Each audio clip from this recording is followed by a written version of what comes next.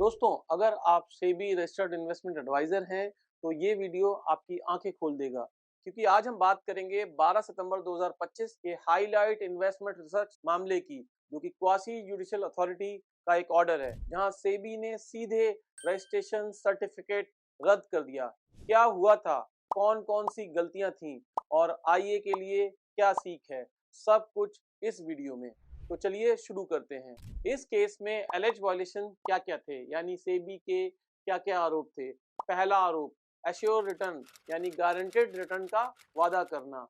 Second, scores पर शिकायत का जवाब ना देना। तीसरा, बीएएसएल मेंबरशिप नहीं ली गई थी, जो कि मैंडेटरी थी। इस केस में सेबी की ऑब्जर्वेशंस थी, कॉल रिकॉर्डिंग में नोटिसी के रिप्रेजेंटेटिव ने 80 से 90% एक्यूरेसी और मिनिमम एश्योर्ड रिटर्न का दावा किया था। स्कोर्स पर एटीआर यानी एक्शन टेकन रिपोर्ट नहीं दी गई थी। आईए ने हियरिंग्स भी अटेंड नहीं करी थी और प्रोसेस में कोई भी कोऑपरेट नहीं किया था।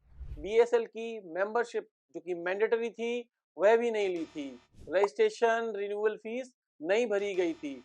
15 फरवरी 2022 को सेबी रजिस्ट्रेशन एक्सपायर हो चुका था।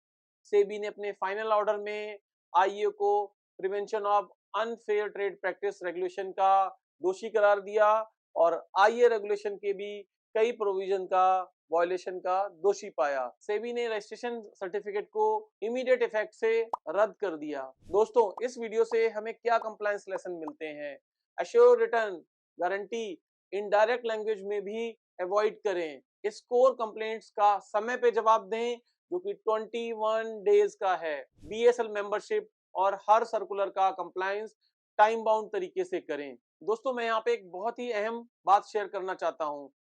इस इन्वेस्टमेंट एडवाइजर पर 2022 में भी क्लाइंट की शिकायत को समय पर ना सुलझाने के कारण सेबी ने पेनल्टी लगाई थी और ये पेनल्टी 15 फरवरी 2022 को 15 सी के तहत 1 लाख रुपए की लगाई थी। सेबी ने लेटेस्ट केस में 30 मई 2025 को 7 लाख का जुर्माना लगाया था और ठीक उन्हीं फैक्ट्स को आधार बनाकर 12 सितंबर 2025 को, जिस हम ऑर्डर की भी हम चर्चा कर रहे हैं, सेबी के क्वासी जुडिशियल अथॉरिटी ने आईए का रजिस्ट्रेशन सर्टिफिकेट भी कैंसिल कर दिया। यानी पहले जुर्माना, फिर वही आधार बनाकर रजिस्ट्रेशन रद्द कर दिया। ये गंभीर मिसाल है। यहाँ हमें ऑनरेबल सुप्रीम कोर्ट के राम किशोरी गुप्ता जजमेंट को भी याद करना चाहिए, जिसमें साफ कहा गया था सेबी एक ही फैक्ट्स पर 2 ऑर्डर पास नहीं कर सकता है। साथ ही हमें यह भी समझना होगा, सेबी के पास सेक्शन 11 बी में डायरेक्शन जारी करने की पावर है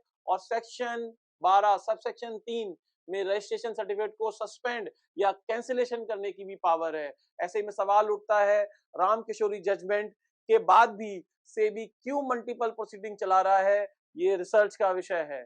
खैर, हमारा काम है आपको सेबी कंप्लायंस के बारे में जागरूक करना, इसलिए आप हमेशा अपने कंप्लायंस को टाइम बाउंड और सही रखें ताकि इस तरीके की मुश्किलों में ना फंसें।